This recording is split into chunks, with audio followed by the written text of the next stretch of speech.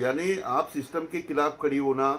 और फ्रेंच जो युवा क्रांति हुई थी तो ऐसे ही हुई थी, जिस तरीके से बांग्लादेश में हुआ। जो युवा है वो गुस्सा, जब गुस्सा करता है तो सत्ता तख्ता जो है पलट जाता है। लेकिन ये बात बताइए कि कल साइबर क्राइम के पास सुबह 10 बजे से लेकर शाम तक इतना देर बैठने की जरूरत महसूस हुई कि जानबूझकर आपको बिठाया गया, ऐसा आपको फीलिंग है? सर ज़रूरत सर बिल्कुल जरूरत थी, बिल्कुल थी, क्योंकि सिर्फ हम क्योंकि सिर्फ एक ही, हम एक। हम 3-4 लोग साथ में बैठे थे। और जब हम एक रूम में बैठे थे तो वो कौन है, फर्स्ट ऑफ ऑल ये कहाँ से इन्फॉर्मेशन आ रही है, ये डिजिटली निकालना ना सर बहुत मुश्किल होता है। और एक-एक वर्ड जो उन्होंने कहा है, सिंगल-सिंगल वर्ड को लिखना पड़ता है। और पहले मराठी में, फिर जो उन्होंने हिंदी में लैंग्वेज यूज़ की है तो हिंदी में, हे सगळं लिखने के लिए ना टाइम लगता है सर। और मुझे वहां बैठना पड़ता है बिकॉज इट्स माई केस।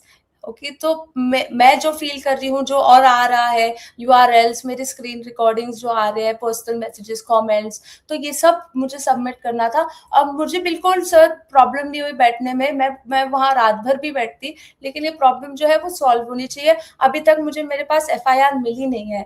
जो बोल सकते हैं वो रजिस्टर सब कुछ हो चुका है। वो पर्सनली इंस्टाग्राम से ये सारी कलेक्ट कर रही हैं डेटा और वो ये सब चीजें, बट मुझे अभी तक भी फाइनली मुझे जो मिलना चाहिए एक हाथ में कि चलो अब ये आगे बढ़ेगा, वो उसका मैं इंतजार कर रही हूँ सर। तो रिया जी, आप इस आपने जो बताया, तो इससे आप डर गई हो, या फिर आपने जो बात लोगों के सामने रखी है कि नहीं, कोई अगर गलत हो रहा है, नीट की एग्जाम लीक हो रही है, इतने सारे बच्चे का भविष्य बर्बाद हुआ है, और उसके खिलाफ आवाज उठानी चाहिए, इसलिए मैं प्रोटेस्ट में गई और मैंने पुलिस को भी रोका कि इन बच्चों को छोड़ दो। तो और दूसरी तरफ ऐसा है कि आपको जो मैसेज आ रहे हैं, आपको जो तकलीफ दी जा रही है, आपके फोटोज के बारे में छेड़छाड़ की जा रही है, तो इससे आप डर गई हो कि सर इसके फोटोज बाद तक भी तो जो आपको कहना है इसी अंदाज में कहोगे?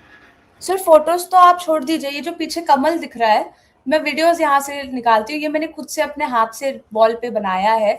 इसमें हमारी गौ माता भी है।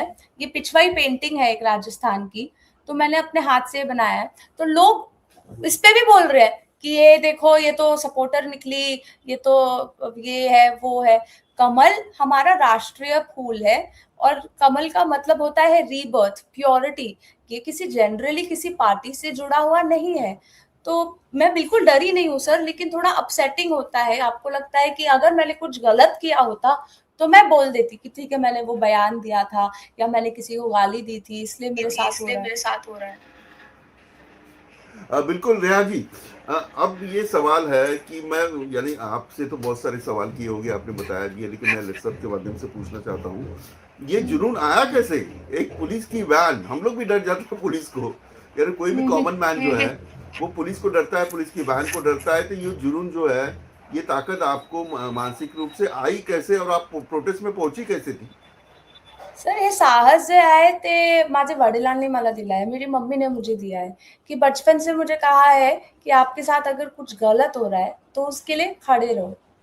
अगर मेरे सामने 2 लोग झगड़ा कर रहे होंगे और किसी ने किसी को मारा है, तो मैं सर उसके सामने भी मेरी आदत है, मैं आ जाती हूँ, मैं बोलती हूँ कि आप गलत कर रहे हैं, ऐसा मत करिए। क्योंकि हम सबने बचपन से सुना है, गलत करने वाला तो बुरा होता ही है, लेकिन जो गलत देख रहा है होते हुए, वो भी उतना ही गुनहगार होता है। तो बॉम्बे में हमारी आदत भी होती है ऐसे-ऐसे हाथ दिखा के चलने की, गाड़ी क्रॉस करने की ना, ऐसे-ऐसे। तो बस वो ही था सर। मेरे पापा, मैं आपको बताती हूँ, अभी मेरे पापा नीचे बिल्डिंग से आ रहे थे और उनकी गाड़ी आ रही थी। मैं गाड़ी के सामने ऐसे जंप हो गई ताकि वो रुक जाए। इतना भरोसा है ऑफ कोर्स पापा पे कि वो रुक जाएँगे। लेकिन अलग-अलग फैक्टर्स होते हैं लाइफ में, सिर्फ़ एक चीज़ नहीं होती है जो आपको ऐसा कुछ करने में प्रोत्साहन देती है। खड़े होना, जैसे एक छोटी-सी स्टोरी बताऊँ सर आपको? तो तो मैं बिल्कुल मैं बिल्कुल रिक्शा से बताइए। ट्रैवल रिक्शा से करके आ रही ट्रैवल थी, करके आ रही थी, और हम मेरे सोसाइटी के बाहर, मैंने उनको बोल दिया था ड्राइवर जी को कि वो रुक जाए।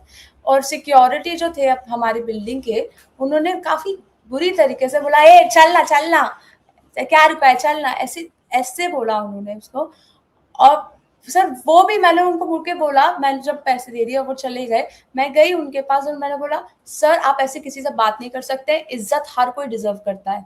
आपको अच्छा लगेगा अगर मैं आपसे ऐसे बात करूँ तो।" सो सर ये एक एक पैटर्न होता है ज़िंदगी का जिसको जैसे आप जीते हैं। सो वही एक पैटर्न था कि गलत के खिलाफ खड़े होना, वही मैंने किया सर। अगर उनके पास मेमो होता ना सर रिटन में, तो मैं कुछ नहीं बोलती क्योंकि वो सही थे, वो लीगली अपना काम कर रहे हैं। बट उनके पास नहीं था कोई और ये बच्चे थे, इनोसेंट थे, बेकसूर थे।